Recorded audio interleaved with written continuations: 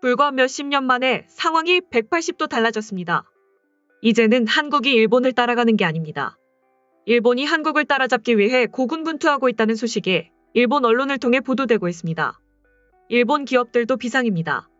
어떤 일인지 살펴보겠습니다. 일본 배터리 소재 업체들이 한국 배터리 시장으로 판로를 확대하기 위해 생산량을 늘리고 공급 가격을 낮추고 있습니다. 일본 배터리 업체들이 투자를 미온적으로 하면서 한국 기업으로 눈을 돌리는 모양새입니다. 21일 업계에 따르면 일본 분리막 업체 아사히카세이는 생산량을 늘리고 출고가를 낮췄습니다. 공급가를 낮춰 안정적인 판로를 확보하기 위한 것으로 풀이됩니다. 실리콘 제작 업체 시네스이 화학공업도 최근 생산량을 2배 가까이 올릴 계획인 것으로 알려졌습니다. 일본 배터리 소재 업체들이 노리는 고객은 한국과 중국 배터리 기업입니다.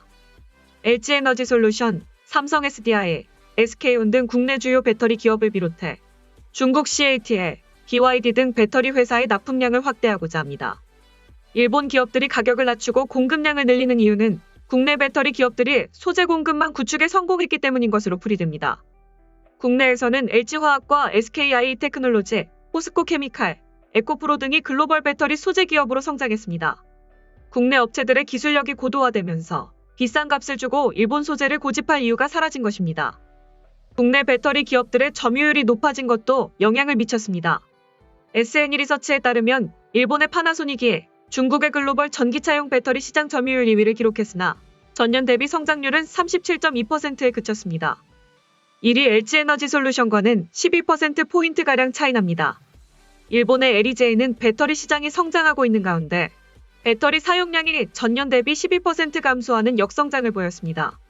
배터리 업계 관계자는 전기차 배터리 시장이 커지고 있는 상황인데 파나소닉 등 일본의 전기차 배터리 업체들이 투자를 미온적으로 하고 있다고 말했습니다. 이어 일본 배터리 소재 기업들이 수요 다변화를 위해 납품량을 늘리고 가격을 내리는 것 같다고 밝혔습니다. 해당 관계자는 아사히 캐시이 등 일본 배터리 소재 기업들이 납품 가격을 낮춘다고 해도 여전히 비싼 수준이라며 가격 경쟁력 측면에서 위협되지 않는다고 말했습니다.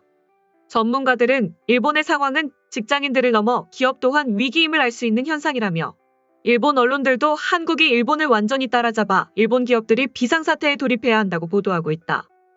일각에선 일본 다운 모습을 잃었다고 한탄하기도 한다고 전했습니다. 다음은 해당 소식을 접한 일본 네티즌들의 반응입니다. 노동력과 인재는 뉘앙스가 전혀 다르다. 우두머리 히노마루 나라의 몰락은 사실이지만 근간은 인구 고령화 문제이며 일본식 산업자본 특성이 아니다. 자리보전 노인을 늘리는 인구 정책에서 자유롭지 못한 관료 제도와 이를 바로잡지 못하는 정당 정치의 약화가 이렇게 만들었다. 일찍이 세계 시장을 석권했던 히노마루 반도체가 미일 무역 교섭에서 미국의 압력에 진 것이 요인이죠. 하지만 가장 큰 요인은 일본 경영자의 리스크 관리 허술함에 있습니다. 결국은 철강, 조선, 가전, 액정 등 일찍이 세계 시장 점유율 넘버원이었던 산업은 이제 한국, 중국에 빼앗긴 상황이네요.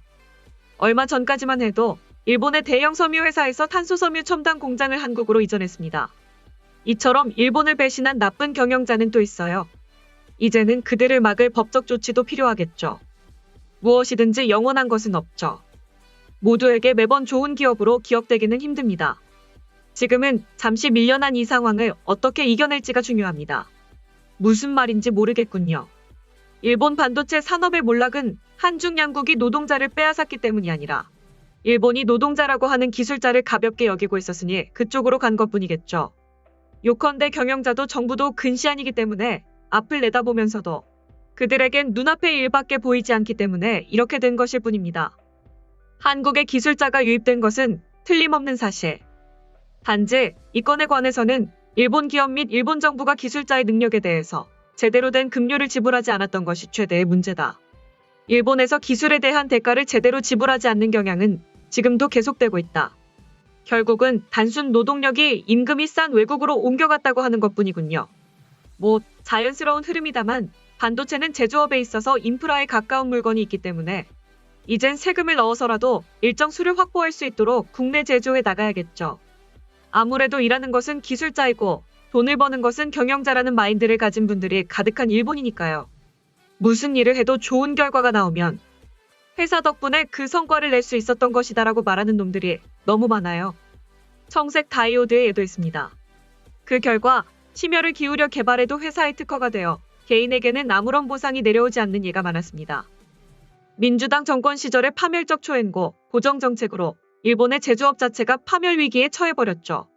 저런 엉터리 환율로는 어떻게 발버둥을 쳐도 이익을 낼 수 없습니다. 그리고 본래라면 동일본 대지진 시에는 엔화가 투매되어 대폭락할 것인데 반대로 미증유의 대폭 등으로 반도체를 포함한 일본의 제조업 전반의 해외 유출이 가속했습니다. 정말 정부의 책임이 무겁다. 그리고 친중 친한파의 암약이나 저항이 있었던 것은 명백하다. 철저히 추구해 정치 세계에서 없어졌으면 한다. 현재 진행형으로 일본의 국익이 얼마나 훼손되어 있는지 모두가 알아야 한다. 역시 일본의 입지가 너무 좁아진 것 같은데요. 다른 제조업 또한 일본 인재의 유출이 상당한 문제라고 생각합니다. 2000년 초에 가전 판매를 하고 있었는데 그때 메이커의 세일즈에 물은 것은 한중으로의 기술 유출이다. 일본의 모든 산업에 적용할 수 있다라고 말할 수 있다. 고이즈미 구조개혁으로 인적 자원을 포함하여 많은 기술은 한중뿐만 아니라 동남아시아로 유출되었다. 단지 그것뿐이었지만 이렇게 큰 파장을 불러온 것이다. 한국 기업의 강점은 경영자가 창업에서 시작해 장기간 운영하며 분석력과 결단력도 빠르다는 것입니다. 일본 프로야구 올스타 게임의 스폰서 기업 탐색 당시에 산유전기 회장의 직결로 사항이 결정되었죠. 일본은 분별력이 부족한 샐러리맨 사장으로는 아무래도 무리였던 걸까요? 일본 기업은 매상만 보고 있고 결국 출세하는 것 또한 영업사원 계통으로 그것을 알기 때문에 원래 말주변이 없는 기술자는 출세 자체에 기대와 흥미가 없다. 일본은 기술자를 소중히 하지 않는 나라였으니 모두 타국으로 흘러가 버렸다. 지금의 현 상황을 봐도 기업도 정부도 아무것도 변하지 않을 것이고 이제 일본은 후진국이 될 뿐이다. 아무래도 국가의 책임이 크다. 기술자나 현장을 경시하기 때문에 타국에서 좋은 조건을 붙여 스카우트하잖아. 그러니 한국이 잘 나가는 거지. 미일 반도체 협정에서 이미 자폭한 거예요. 자국의 호조 산업은 무조건 망하게 하는 게 이 정부의 일이니까요. 일본 총리가 결국 그들에게 선물로 기술을 지원한 셈이니 빼앗긴 게 아니라 자발적으로 키워줬다는 표현이 더 적절한 것 같습니다만 예로부터 한국은 남의 계책에 이용만 당하는 나라였다. 일본 침략을 위해 중국에 이용되었고 러시아 남하 방파제로 일본에 이용되었으며 공산 세력의 방파제로 서쪽에 이용됐고 마지막으로 미일 무역 마찰의 은신처로 전후 일본에 이용되었다. 일본의 조립공장, 창고, 출고기로서의 존재감으로 현재 존재하고 있지만 그것은 보다 큰 시각에서 보면 미국 중심의 동아시아 전략의 토대다. 그것을 무시하고 중국의 속국으로 돌아가고 싶은 한국은 이제 다음에 서방 전략으로부터 분리되는 것이 아닐까. 기술자들의 가치를 소홀히 하는 기업인들의 낡은 인식과 시스템을 뜯어 고치지 않는 한 같은 결과가 반복될 것입니다. 정부도 마찬가지. 이들을 보호할 정책을 내놓지 않으면 결국 추한작이 비판만 될 뿐이에요.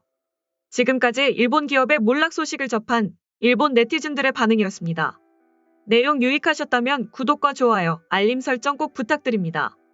여러분의 작은 행동 하나가 대한민국의 국격을 높입니다. 이 세상 모든 소식을 담은 올인박스는 내일도 최선을 다하겠습니다. 감사합니다.